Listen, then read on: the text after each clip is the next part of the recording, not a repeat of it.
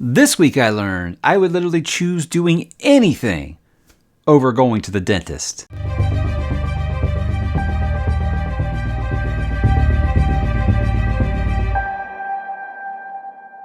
Hey, what's up, bookworms? Mike back with another weekly update as we continue to roll on through the month of January. Getting the new year off to a great start here.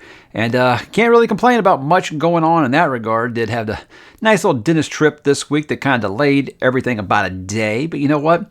It's the first of numerous. If you've been to the dentist, you know it's never just one and done. There's always return visits, and I don't want to talk about it anymore. I want to talk about books, guys. Let's begin like usual, talk about what am I reading. I did finish All the Pretty Horses by Mr. Cormac McCarthy, the late, great Cormac McCarthy. I like this book quite a bit. So I think the question I'll get asked the most is, will I be continuing with the Border Trilogy? I would say yes, I'll be continuing with it. Not maybe right away. Maybe it's something that I'll do slowly over the course of this year. If you know anything about Cormac McCarthy's writing, you know it is kind of challenging. So it would definitely be something I'd like to put some space between before I start another one. I definitely don't think he's the kind of writer that you can kind of binge his works. At least I can't speak for everybody there, but for me, yeah, he's not that kind of writer. It's I need a little break between it. But outside of that, a little sluggish in some places.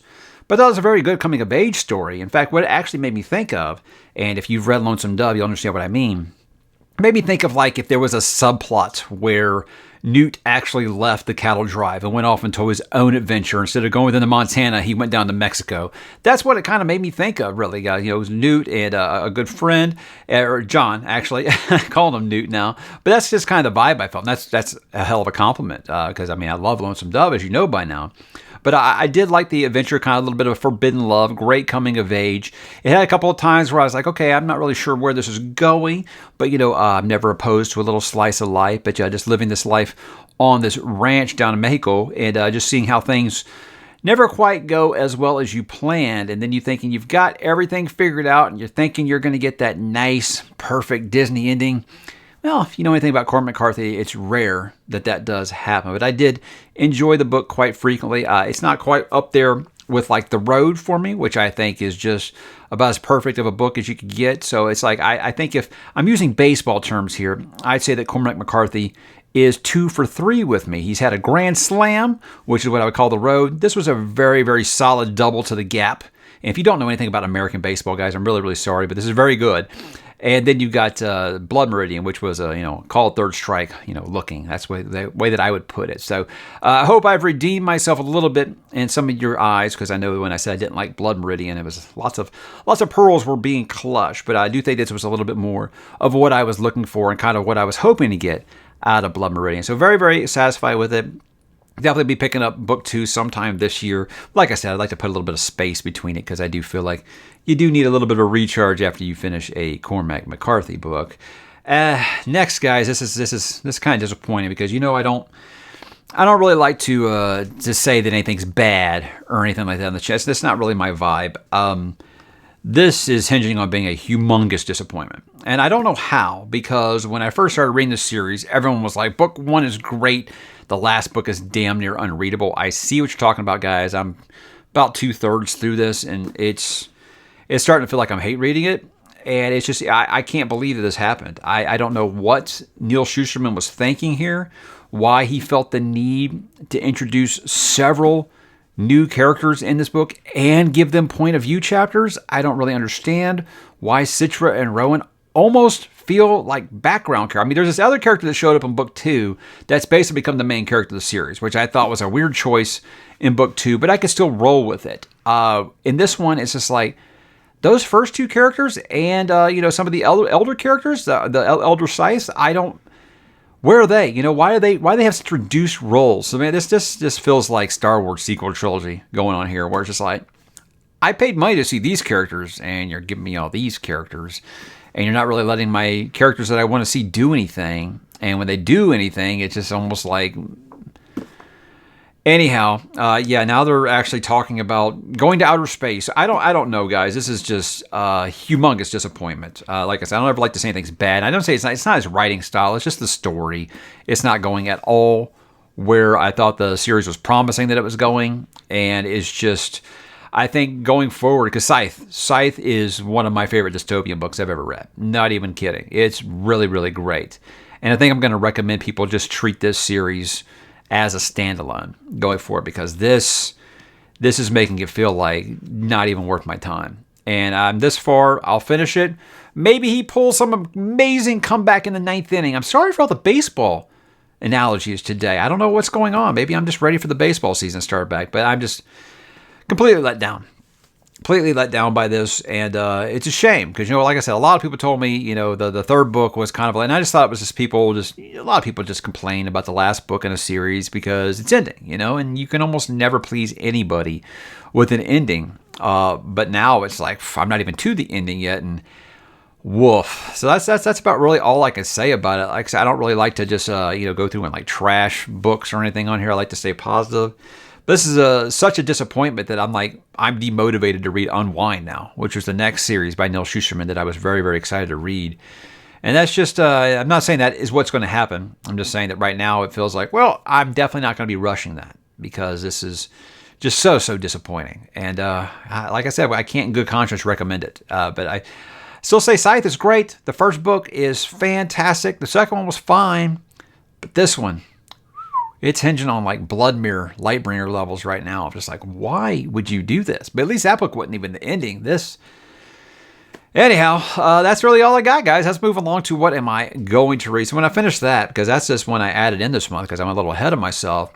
Before I get back into the Shogun, which I'm going to be reading part 3 because I'm breaking that into 3 months here. Before I get back into that, I'm going to do a couple of small ones here. I'm going to do Blackwater, which is going to be volume 2, which is called The Levy. And I'm excited to return to that because kind of what I was calling this was like the Real Housewives of Perdido, because it's marketed as a horror book, and there are horrific things happening occasionally, but it's really very much about these families that are just kind of intermingling with one another and kind of the inter-family turmoil, when you got it's very much, think of Succession, but think of it almost in like a southern Alabama in the early 1900s kind of thing. That's really what I'm comparing this to. And I've said it's very much got a Southern Gothic kind of Robert McCammon vibe to it. So it's good so far. And I feel like now that I got part 1, I've gotten all the families and the characters kind of figured out. Maybe now we can kind of continue with the story of what exactly is going on with this thing that came from the water. So that's what I'm hoping for with the levee. Obviously they're trying to stop this flood what we had in volume 1. And I don't know. I don't know what kind of damage that's going to cause and kind of strain within the family, but anxious to find out. Like I said, I think I'd like a nice detox after Cormac McCarthy, and I thought that the Toll was going to be it. Now I just feel like I need to just do something fun after the Toll. And before I start back on Shogun, I think I'm going to do this one because I'm just so excited to start The War for the Rose Throne. I've been so excited for this series for a couple of years now, and I've just never actually been able to find a way to get it into my schedule. I'm glad I finally am, and like I said, it doesn't look like it's a thick read. It's got decent-sized font inside, and it's like, what is this, like 300 pages? 316 pages? So yeah, I think I can probably do this all next week. So I think that Blackwater and then doing Priest of Bones will be a nice little way to clear the decks before I get back into the heavy hitter that is Shogun, which I am enjoying immensely. But I think I'd like to get these out of here and kind of, instead of starting Shogun at the beginning of the month, I feel like I could do this up front and then let Shogun kind of take its time in the middle of the month. That's kind of the plan that I have right now. But War for the Rose Throne, man, that's a series that has come highly recommended, and I'm super excited to get to it because it's been one, like I said, that has been recommended to me ad nauseum ever since I talked about First Law, really. I think that anybody who found the channel and found how much I liked First Law, I think that you'll really dig this series. It's actually complete, and they aren't really super long reads.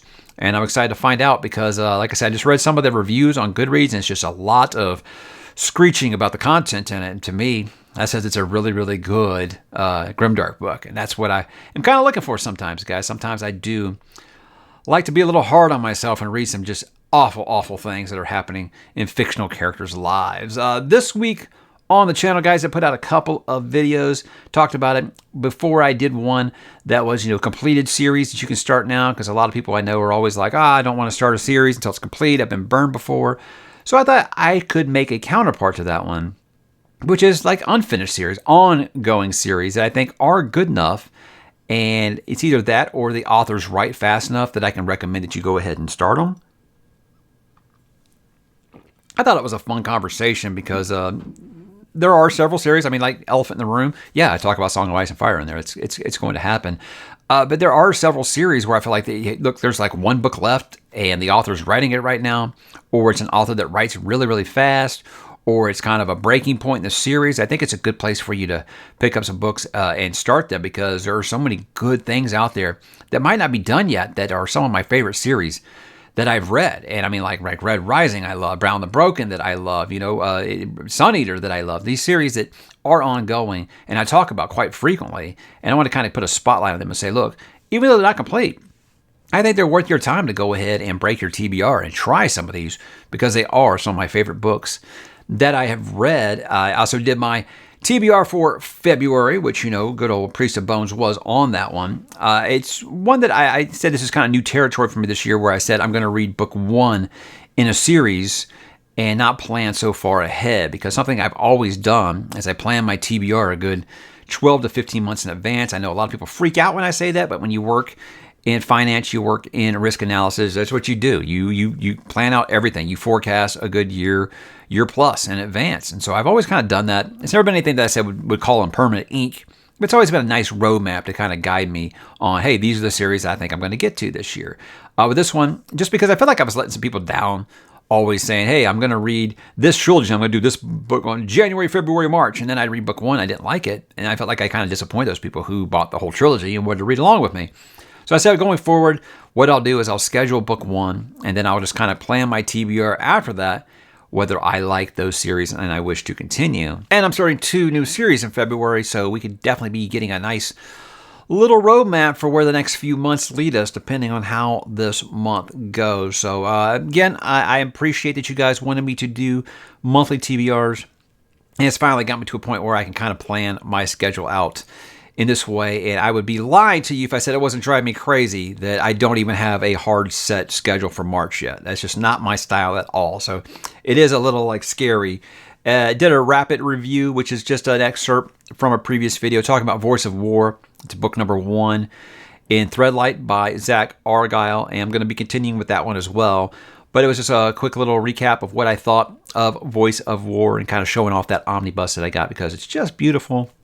But talking about the schedules here, that's something they had me a guest on TBRCon, which is a week-long convention that's kind of held online by FanFi Addict, and they actually invited me onto a panel. So I want to thank them for doing that. But the topic was mood reads versus TBRs, and I'm very much a TBR reader. I have to schedule everything, or else it's just pure chaos. Like when I first started this channel, I started 7 book 1s all at the same time, and some of those series I still haven't finished today. So I have to schedule as far ahead as I do just to keep that from happening again. So I thought it was a fun conversation. Lots of great creators and authors on that call with me. So I'll link that if you guys want to hear that conversation. It was a ton of fun, and I can't thank them enough for inviting me. It felt like everyone in the BookTube community was involved with that, and I'm glad that I was asked, because it was a hell of a lot of fun, and I hope to make it a annual deal here on the channel, because I did appreciate talking to all those fine folks. So next week plans, guys, got a couple things. I already talked about that I was planning a review for Pillars of the Earth, so I'm going to make that happen next week. I do think that the Pillars of the Earth, anything from King/Briggs, which I've only read book 1, which is just Pillars of the Earth now, I think that's going to be a series I end up just loving, because I've heard people say that World Without End is even better than Pillars of the Earth, and I said Pillars of the Earth, top 20 book all time for me. So I do think it deserves its own exclusive review, and if that's something you guys are interested in, as I continue with the series, I'll continue to do individual reviews for those, because they do kind of stand alone. They don't really feel like sequels. I mean, it's history, so I guess everything is kind of a sequel, but it's not going to be directly tied to each book. So excited to continue with Kingsbridge, and obviously if I can get anyone new to read Pillars of the Earth, I'm going to do that, because I don't think I've gotten anybody to read it that didn't like it. And lots of people on the Discord have read it recently and love it, and they've continued, and they've all said that World Without End is as good, if not better, than Pillars of the Earth, and that has me very, very excited to continue. So I did a video a couple weeks ago of my top 10 sci-fi novels of all time. And I said at the beginning of that, I was just making it. I wanted to kind of make it about spaceships and lasers. That's the sci-fi I want to talk about. So I was not going to be including dystopian or post-apocalyptic. So I figured a good counterpart to that is to make a video about my favorite dystopian and post-apocalyptic novels. So I think that's a video I'm going to do sometime next week, talking about just some of my favorites within that little subgenre there, because I feel like it's a topic. They're kind of, those subgenres are kind of tied together. You can't really have one without the other usually, and I feel like it's a good idea to tie those together. Like right now, I know what my number one is. If you watched the channel before, you might. I don't know. I haven't actually. I'll give you a hint. I haven't actually given that a standalone review on the channel. So, man, usually most of these lists, people are like, okay, well, I know what number one is. What's number 10 through 2 going to be? With this one, I'm not sure if you will guess number one. I'm not sure. Some of my closest friends might actually know it, but I think that's a wonderful conversation to have, because that's a subgenre I don't think I can get enough of. I do love me some post-apocalyptic stuff. And it's one of those things I say, fun to imagine. It's awful to imagine a post-apocalyptic future, but it's one of those where it's like, hoping that I don't live long enough to see what it's actually like, So it's always kind of a fun for me to go forward and see, hey, what could it possibly be like if you were living through that time? So subgenre that I do enjoy quite a bit, and it's going to be fun trying to kind of rank those. I will be ranking those. I won't just be listening. I'll be ranking them from 10 to 1. And like I said, I already know what number 1 is, but I don't know what the other 9 are going to be. I have a few in my head right now, but I'm going to get out the old pen and paper and think about it before I do record it. But I think that'll be a fun video to make, and a nice counterpart to my favorite science fiction novels. A couple of TV and movie talk things before I do go here. Got my Dune Part 2 tickets. Thank a viewer who actually pointed out that they were doing some showings here in the Houston area. They were going to be doing about a week early. It's called the IMAX fan screenings. So I've got my tickets for the 25th of February, which is about 5 days before it is released everywhere. And obviously, super excited. I've never been to a IMAX with a laser, freaking sharks with lasers on their head. I don't know what that is. I'm sure it's nice. It better be nice for, because basically it was $25 a ticket, so it better be nice. But me and my wife will be going and seeing that on opening night, and I'll probably be going and seeing it a second time with my oldest kid, who is quite interested to see how it does resume, and that just gets me right here. I cannot wait. Really around the house, just NFL playoffs. Like I said, we got the championship games come this week. Yes, my team's out of it. I'm okay with that. I always watch the NFL playoffs, so I'm excited. I like all 4 teams that are left. I don't really have any teams that I root against. I'm not a hater when it comes. There's a few teams that I'm like, yeah, when they're out, it's a successful season. I have a few teams like that. I am human after all. But I'm excited to see this. Probably going to see some new blood in the Super Bowl this year, one way or the other. Hopefully. Now that I've said that, it's going to be Chiefs and 49ers. But, hey, we'll see. I wouldn't mind seeing the Lions make it, because us long-suffering fan base has got to stick together. And Detroit never made it to the Super Bowl. So I would like to see that happen. It's just kind of that old growing up a Barry Sanders fan. I think I've always kind of had a soft spot hoping for the Lions to get to the Super Bowl one day. And this could be it. Still working on The Sopranos. We are probably going to finish season 3 this weekend. My wife says it is her least favorite of the 3 seasons she's watched so far, but it's still really good. And I'd agree with that. Seasons 1 and 2 are just like perfect. Season 3 has a little bit more of where are they going with this kind of thing? And Tony dealing with some of his post-traumatic stuff of having to, take out someone that he loves. And I think that was a really good story. And I liked that it didn't just have him just like get over it overnight. That's something that some of those, I guess you call them somewhat artsy. I don't really consider The Sopranos artsy. I feel like some people think it can get that way sometimes, like kind of like the artistic douchebaggery, smelling your own farts kind of thing. I never really feel like that, but there are a lot of shows like that where something major will happen and like our character never even references it again. It's like a Simpsons episode or something. I don't know. So I'm glad that they're dealing with the repercussions and how that would affect someone who's actually, in the situation that he's in. So great show. Again, I'm not going to tell you every week how great The Sopranos is, but yet I keep telling you every week how great The Sopranos is. I get asked a lot, do I read anything nonfiction? And I always tell people, look, I read rock autobiographies and books about the JFK assassination. That's something I've been interested in a great while. I was borderline obsessed. I saw the movie JFK in 1991. Just became absolutely obsessed with the JFK assassination. And it's one of those things where I live 4-hour drive from Dallas. So I've actually been up there to Dealey Plaza where Kennedy was assassinated, and you can go to all these places and you can run the whole route that they say that Lee Harvey Oswald went through. But what brought this up, guys, is my oldest son. They're learning about famous assassinations, Franz Ferdinand, obviously, and then JFK, of major world leaders. And he was like, I'm confused about something. This is great because I didn't bring it up.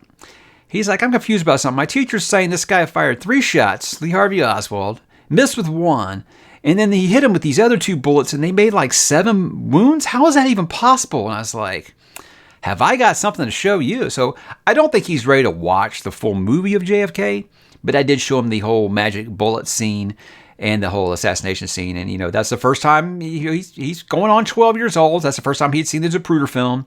So it was eye-opening to him. But he's very much like, yeah, there's no way. There's no way. I'm like a little bit proud, not going to lie. Now, however you feel about the JFK assassination, I don't want to get into the whole conspiracy nut thing.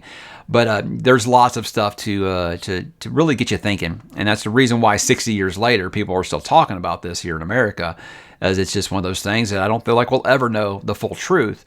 But it's obviously something that is of great interest to many people, myself included. So now that my oldest is actually getting interest in things like that, that's exciting for me, because I'll always tell him, hey, man, history is written by the winners, so believe what you want to believe, I guess. But I'm glad that he is asking me those kinds of questions and stuff now, and I can say, look, I want you to make up your mind for yourself. I don't want you just to agree with me, because I've had friends whose kids just are lockstep with whatever they say. I want you to think for yourself, man. I want you to decide, what kind of media you like. You can like what kind of music you like. You can believe what you want to believe. I want to make sure I instill some values in you, sure, but I want to make sure that, you make these decisions on your own. I don't want you feeling like I'm forcing you to decide anything. And that goes down to everything, including something like the JFK assassination, So you don't agree with me or something like that, that's fine. I appreciate the discussion. Really, that's kind of what I do here. And now that my kids are getting of an age to do that, just, proud papa stuff. So now that I've completely bored you by talking about U.S. history, I think I'll go ahead and wrap this up for the week. So you guys be really, really good this week and be safe. If you're going to be, watching the games and maybe kicking back on Grandpa's old cough medicine a little bit, hey, make sure you hide your keys before you start doing that. I always appreciate that you guys are here on Monday to be able to talk to me. So guys, drop in the comments. Let me know what you're watching, what you're reading, what you're listening to, what you're playing, what you got planned this weekend, and I will talk to you there.